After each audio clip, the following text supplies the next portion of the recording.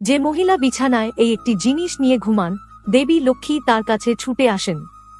হ্যাঁ বন্ধুরা, যদি কোনো মহিলা এই একটি জিনিস নিয়ে ঘুমান তবে তিনি দেবী লক্ষ্মীর আশীর্বাদ পান।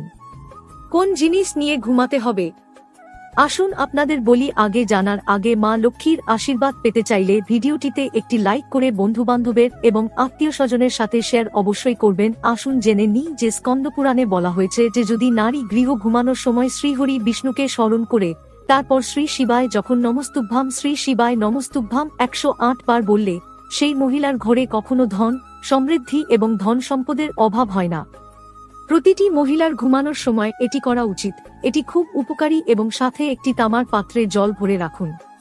এর মাধ্যমে কোন নেতিবাচক শক্তি আপনার কাছে আসবে না।